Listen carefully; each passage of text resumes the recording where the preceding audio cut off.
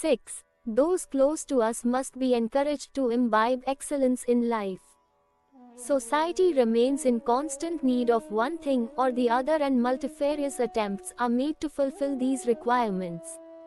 Amongst the various necessities of society, top priority should be given to evolution of a high level of character in man, since it is only persons of character who are known to have competence and courage to bring about revolutionary changes for betterment of individual and community life.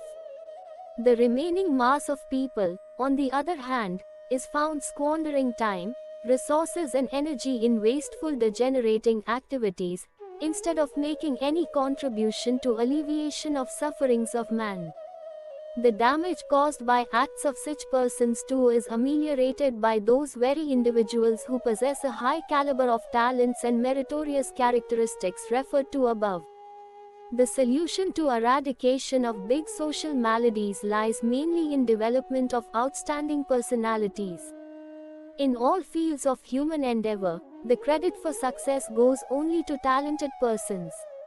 When even mean alignments between people having evil designs necessitate a certain degree of talent, how is it possible to advance in excellence without it?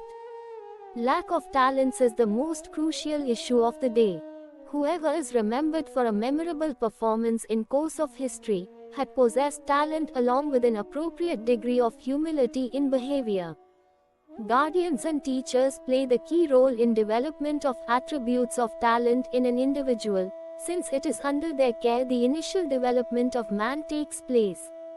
A green plant can be given any shape and wet clay may be used to make any type of pottery or toy, whereas it is difficult to change a dried wood or dry lump of clay, which retain their shape and break under pressure without yielding.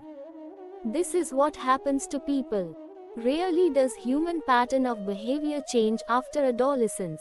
Like a family setup, educational institutions too provide a significant environment for training and development of virtues necessary for social interaction. In ancient days, children were sent to the boarding houses known as gurukuls with the specific objective of development of personality in the highly charged cultural environment which characterized those institutions. In gurukuls, the role of guardians was played by the teachers and maternal affection, protection and support was being provided by the consorts of gurus. In such an environment, the children naturally did not suffer from homesickness. The present system of education lacks ingredients of the ancient totality of personality development. Nowadays, the aims and objectives of studentship are reduced to merely passing an examination based on a prescribed curriculum. Whereas on one hand the student considers this much as his institutional responsibility, the teachers do not fill the emotional void created by the periods of separation of the former from their guardians. It is, therefore, necessary to establish an atmosphere of mutual trust in educational institutions so that the students sincerely follow the advice rendered by the teachers for development of their personality. Although the present studies according to curriculum are necessary, these are not considered sufficient for personality development. Most of the personal traits are acquired during the pre-adolescence period of growth of man. Thereafter, the adopted habits continue to take deeper roots and it requires much greater effort to reform them. During childhood and adolescence, the major part of active life is spent in the premises of schools and colleges where the class of teacher is generally more qualified than an average guardian. Hence, it is expected that besides completing their education successfully, the students would also get well versed in those virtues of civilized behavior, opportunity for imbibition of which are available more in the community environment of school than at home. If teachers willingly and sincerely take these additional responsibilities, the void created by this inadequacy of guardians can be filled in the temples of learning. This would in fact be the totality of education, which otherwise merely continues today as a practice of trade education. In institutions where the student learns from teachers like a novice learning trade in the company of skilled workers, the gravity of guru-shishya, teacher and taught, tradition may be considered non-existent. Such an objective can also be served by taking recourse to studying privately or through a correspondence course. The utility of schools lies in providing appropriate opportunities for development of personality as well. It should happen side by side with the traditional teaching and learning process. To achieve it, however, there is a dire necessity to develop a craze for knowledge in the students while, on the other hand, teachers are required to make their character, credibility and sincerity actively demonstrable. Management may or may not enforce this process through regulations, but there is absolutely no constraint in cultivating such an environment voluntarily by the individuals. Learning and teaching of virtues has always been commended upon by the society. This process would, therefore, benefit the students on one hand and increase the dignity of teachership on the other. With it, the guardians would also feel obliged for the opportunity provided to their wards, and on the other hand the society would appreciate that the educational system has rendered great service to the nation by providing it with able citizens. Let us now consider on individual establishment. The function of an industry depends on the activities of its machines, workers and supervisors. Over and above them are managers who take care of all aspects of management. The managers also take care that a proper system is maintained to keep the customer satisfied with the finished product. It is also their responsibility to keep the workers duty conscious and efficient. The honor, credibility and promotions of manager depends on the above capacities of the individual. The same analogy holds true about management of family and teaching and learning in institutions, efficiency of governance of which is the only basis for their all-round success. Although significance of organizational skill is well known in financial, political and social circles, it is all the more required for the formidable objective of making man more humble, civilized and dedicated to ideals. The trainers of animals in a circus are appreciated for taming not only raw wild animals but also the ferocious ones who are made experts in performance of unusual feats like trained artists. The sanctity and utility of the family and school environment can only be justifiable if it is helpful in cultural evolution of a raw and lay community to a level where it can bring out talents in the society for the welfare of the community as a whole. The story at the home front is all the more sad. Guardians are generally found entertaining themselves by making children happy in various ways, fondling them and in making them appear more attractive. They are hardly aware that if the children playing in their backyard could be enthused with cultural excellence, they would, besides making themselves more dignified, also become competent in rendering extraordinary service to mankind. This process of shaping the personality of the child, however, needs much more than merely amusing and fondling. It necessitates a microscopic observation of child's specific natural traits in which are carefully sowed seeds of excellence. The work, however, does not become possible by a casual approach, but requires the dexterity and efficiency of an expert goldsmith who earns name, fame and wealth by making beautiful ornaments out of a shapeless lump of gold. Personality of a child is also required to be shaped in the same manner. The responsibility of guardians is also no less serious and complex than that of a teacher. Broadly speaking, a teacher is supposed to be responsible for completion of the assigned course of education only. Students too feel satisfied with this much and guardians do not expect anything beyond. Such an environment is condemnable for three specific reasons. 1. It lacks active involvement of the teacher, the taught and the guardians. 2. There is an attitude of mutual indifference prevailing amongst the three. And 3. The education does not take care of the development of total personality of the individual. Such an environment becomes a formidable obstacle in progress of the student and prevents the latter in performance of duty towards the society. The utility of education does not end with obtaining a good division in the examination and securing a respectable means of livelihood thereafter. Many illiterate and uneducated persons are also found accumulating wealth.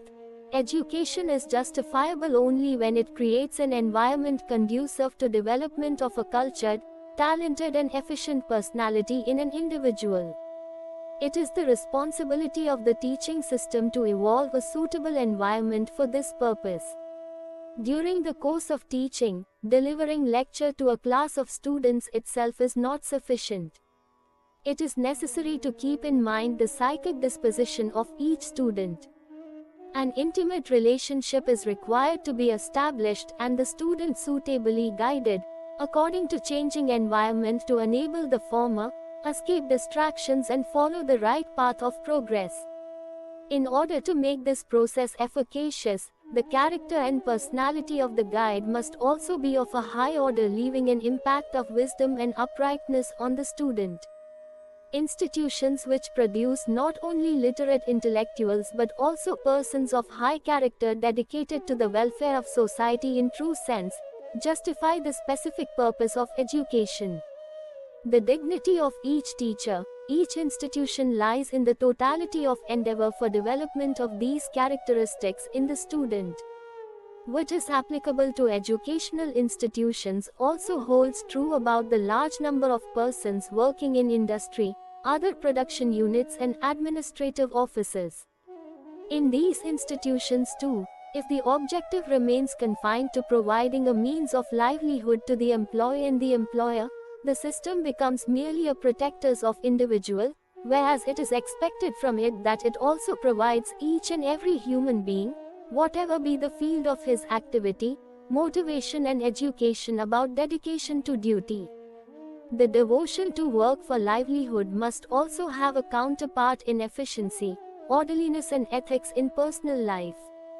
Increase in production is not truly and the only indicator of progress of a nation or its prosperity. For progress of a country, its citizen must also remain adequately socially aware of the need for dedication to ideals, mutual faith and friendliness in social interaction. People should be educated to follow similar codes of behavior and thus create an atmosphere of congeniality in all places of public gathering.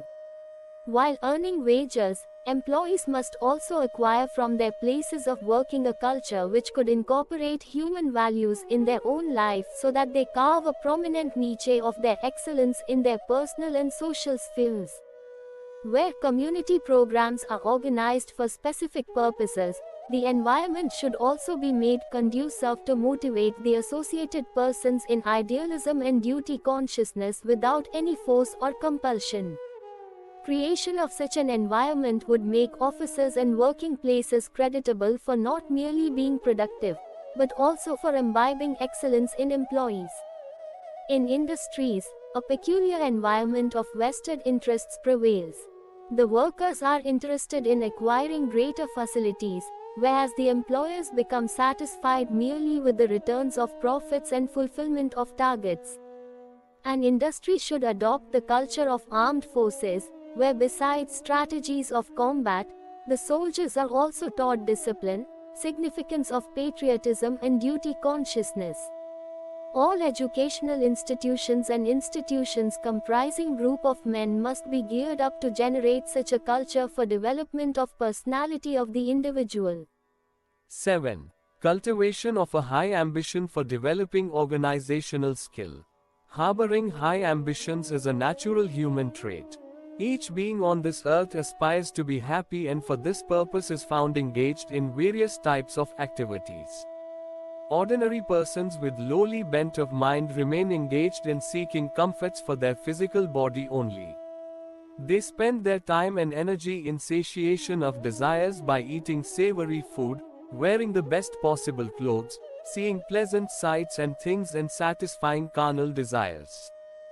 Fashions and body ornamentations too are carried out for the same purpose. Others go a step further and are tempted with loftier colorful daydreams of becoming highly affluent, by acquiring wealth and property and earning titles and status to establish their superiority in the society.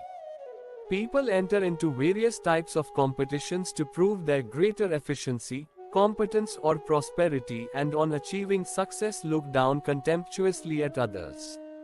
While contesting an election, the candidates are less interested in social service than in demonstrating their political supremacy. Showmanship in ambitious persons induces them to publish their names in newspapers, take important seats during public functions, and even undertake pilgrimages to demonstrate their superlative faith. Expensive family and community feasts are held mainly to advertise personal affluence.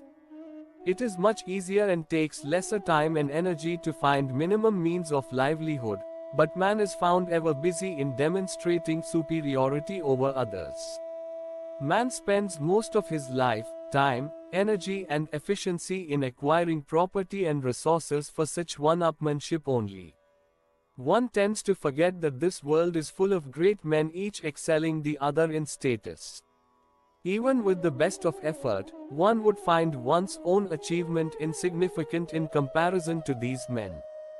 Besides, one's enthusiasm is sustained only up to the moment the desired thing or status is achieved. The euphoria of achievement is also momentary. Thereafter, one finds it difficult even to retain the burden of additional responsibility for retaining the acquired status. Prior to marriage, one makes castles in the air about the virtues of the would-be spouse, but not sooner the heavy responsibility of looking after the family falls on the shoulders, one realizes that the conveniences of married life are far lesser than its complexities. In the rat race of supremacy, the leaders find it difficult to maintain their lead. Their success invites jealous schemers, who try to deprive the former of their advantage by hook or crook. The happiness so achieved and fame are also short-lived. In this world, who has time to remember others' achievements, when it is not possible to retain the memory of even one's own past? Serious contemplations on such aspects have made philosophers arrive at the conclusion that high ambitions for minor mundane things do not bring one lasting credit. They regard them as childish fantasies and advise the thinkers who are interested in leading a meaningful life to avoid entering this labyrinth of menial desires. There is no wisdom in losing one's energy in return for false sense of prestige. The process of each human endeavor follows a definite course. It begins with an ambition. Each new ambition gives rise to energy and motivation for a continuous effort for its fulfillment.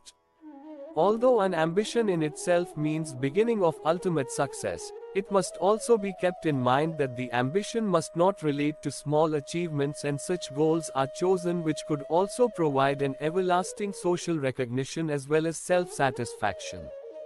Lack of wisdom must lead people to elect high ambitions for a counterproductive objective which instead of success brings about only discredit.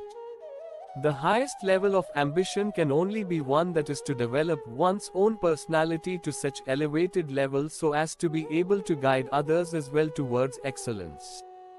This is in fact the true leadership. Other so-called leaders, who only play the role of leadership on the stage of the world, deceive themselves in the euphoria of momentary, cheap public acclamation. For this little gain they make tremendous efforts and spend up all of their valuable energy. Had they utilized their capacity for the welfare of others, they would have become so honorable in the society that people would have praised and felt proud in following their example. Apparently, by service, we mean helping the deprived and alleviating the sufferings of unhappy persons, contributing to the upliftment of downtrodden, sympathizing with those in distress and arranging resources for the have-nots. All these acts of service to humanity, which are commendable and beneficent to the doer, are essential ingredients of a true religion. As a human being, it is our bounden duty to share our resources of comfort and happiness with the fellow beings who are not so well off. Each and every member of this large family, having faith in human values, is advised to incorporate these acts of service in daily life. A more significant concept of service, seva sadhana, is known as dharma dharana, that is, shouldering the responsibility of betterment of society. It involves undertaking a firm resolution and determined perseverate action to provide guidance for changing the chaos prevalent in the society into order and transforming its rawness into a culturally evolved system. Strictly speaking, this is the real service to humanity. This is the foundation on which the structure of personal and community progress is erected. The sufferings of the masses are not so much aggravated because of lack of resources, as due to absence of opportunities for seeking avenues of progress and peace. The highway to material and spiritual rejuvenation of humanity is built by those persons who are able to provide this much needed guidance. Saints, sadhu, brahman, persons totally dedicated to service of humanity irrespective of their lineage or status, purohit, priests, and loksevi, social workers, earn the respect and faith of the common man for the exclusive reason that they make lifelong endeavors for leading the masses on the way to greater excellence, in which they succeed because of their perseverance. Such guides of humanity are regarded as Rishi Kalp and are counted amongst the Bhusur, meaning angels on earth. Once upon a time in the bygone golden age of humanity, Satyug, majority of people living on this earth belonged to the above class, and consequently then an environment of peace and prosperity was ubiquitous. The few available resources were being shared with cordiality, a spirit of mutual faith and cooperation prevailed, and thus heavenly environment was created. It was due to high level of compassion, thinking and idealistic activities that angelic traits were seen in the mortals. Today, when humanity is on the brink of disaster, there appears a dire need of such guides. Because of absence of such persons, the entire social fabric is threatened with problems and adversities. Had the talented amongst the thinkers and the wise in the society followed the ancient tenets of Brahmanism and used their pen, voice and upright character for transmuting the prevalent backwardness into an all-round progressiveness, man would have been much more happier and prosperous. This entire process could be called an endeavor for cultural evolution. This is in fact the real domain of religion and spirituality. Persons seeking entry into this domain are also advised to avoid aspiration for lokeshna, public recognition, besides keeping under control traits of greed, infatuation and family attachments. Generally, the so-called social workers are often found vehemently confronting each other to establish themselves as leaders in public eye. On account of such attitudes, the entire institution of social service falls in disrepute and people look down upon it with suspicion, since such persons only pretend to use it as a platform for human welfare. The one reason for disintegration or demolition of many public organizations has been cliques engineered by over-ambitious persons for proving their supremacy over their associate workers by downgrading the latter. Keeping such an unwelcome eventuality in view, one desirous of entering the field of social service should adopt total humility of behavior in advance. It is desirable to cultivate a firm attitude of mind in which credit for the endeavor leading to achievement is given to other associates while regarding one's own self as an insignificant volunteer contributing one's full might for the cause. One who develops such a bent of mind is always held in highest esteem by the masses, irrespective of working in the forefront or at backstage. In administrative systems in this world, the manager holds the most elevated position. Everyone somehow looks after one's own affairs, but only those persons are considered indispensable, who having a wider perspective take care of all aspects of relevant system, establish the framework and coordinate the activities.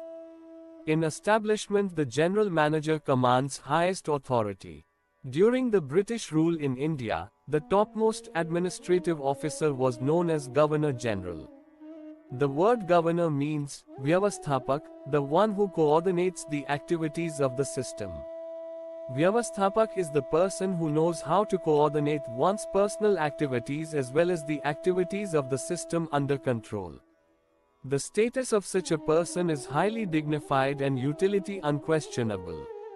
The success of industries, business houses, community development and public schemes depends only on such individuals. Those having an high ambition to achieve success in establishing orderliness in a small or large family, should make a beginning by doing so for their own self. The foremost virtue to be imbibed for this purpose is softness of speech. Soft words win over even opponents, whereas harshness of speech and raw behavior of uncivilized persons, though not harming physically, antagonize us all coming in contact. The latter have few friends and many enemies, and generally people avoid meeting such persons. Softness of speech does neither mean flattery nor statement of falsehood. One need not give false assurances of assistance. Such a practice pleases all but ultimately brings discredit to the person branding one as liar who never means what is being said. Hence, sweetness of speech must also be associated with frankness and truth. With a little tact and humility, one can pleasantly express one's helplessness and make the other person understand without causing any annoyance that the situation is beyond former's control. This is how the culture of verbal interaction is developed. Proper structuring of time is the second characteristic of a good manager. One who is unable to utilize one's own time appropriately according to priorities and spends routine haphazardly does not succeed in convincing others about the value of time. Discipline is a multidimensional virtue. Regularity is one of its dimensions. Involvement, perseverance, and carrying out responsibilities could also be regarded as attributes of discipline. Associate workers of a person who manages to keep oneself systematic and organized react according to lattice style of functioning, in order to meet the requirements of his objectives and expectations and extend their total voluntary support. One naturally feels annoyed in finding irregularities in work or in irresponsible behavior of other persons.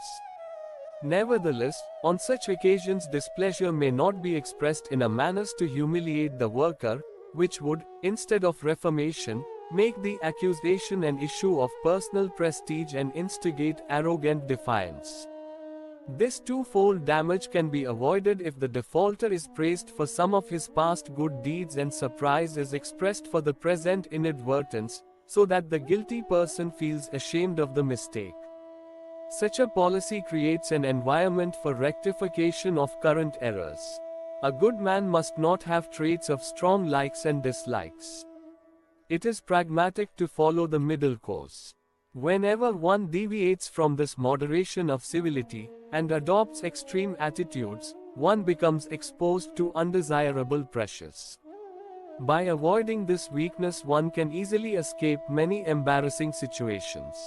Greatness lies in cultivating a habit of keeping one's own self as well as others free of tensions. It is not in the least desirable to become disturbed or agitated even in moments of least provocation or unfavorable circumstances. Nor is it good to boast in the event of achievements, however significant they may be. Only on developing such a poise does one succeed in finding means for counteracting adversities and making circumstances favorable with renewed vigor. An excited person loses sense of reasoning and aggravates the misery by irresponsible behavior and actions. One should also adopt a policy of intolerance against weakness and undesirable traits and never lose an opportunity to express displeasure against the same. When an indifference is shown towards irregularities in the initial stages, the defaulters begin to treat them as a matter of right, and having become accustomed to that in course of time, consider any resistance against them as unfair and unjust. Unless reprimanded in time, a defaulter also attempts to seek an excuse behind the shield of others who were not punished for similar acts. For this very reason it is necessary to keep on praising the righteous and reproaching the careless persons. An efficient manager understands the necessity of timely encouragement and reproachments for improvements and refinement in the system. Nevertheless, a general atmosphere of friendliness and cordiality should also be maintained. With it, people tend to disregard past differences and remain faithful to the organization because of their conviction in the benevolence of the employer. A rift is often created between persons because of misunderstandings. The differences arise more because of imaginary than real apprehensions. Hence, wherever such estrangement grows, an attempt should be made to find solution either directly or through the help of intermediaries. In order to nip possibilities of misunderstanding in the bud, organizational skill necessitates a continuous endeavor to keep the associated persons aware of real state of affairs. If the members of the family could be convinced that responsible behavior and faith result in personal progress and advantage, the former would not fall a prey to foreign forces of alienation. From time to time one comes across unfavorable circumstances and frequently meets persons whose behavior does not conform to one's temperament. Nevertheless, it should in no way disturb one's equanimity. One must maintain a positive attitude and look for a silver lining in each cloud. Instead of crying over the spilt milk, one should think of ways and means to make amends for the loss. One must patiently wait for appropriate opportunities to sink the differences, befriend the alienated and regain the lost trust. It does not mean succumbing to injustice and encouraging undesirable elements by adopting a policy of appeasement. Rather, cultivation of such an attitude of mind becomes necessary to restrain one's thinking from becoming defeatist, antagonistic, or aggressive. A policy influenced by jealousy, revenge, and counteraction may appear indicative of strength, but it ultimately gives rise to a series of counteractive intrigues, which involve not only loss of energy but ultimately produce such results, which may appear as an advantage over the adversary, but are antithesis to what was intended. An efficient manager learns to organize one's own personal affairs and utilizes the experience so gained for management of other persons and their assignments. This in fact is the acid test of organizational skill, which every aspirant has to undergo. Printed by Yog Nirman Yojana Press, Mathura.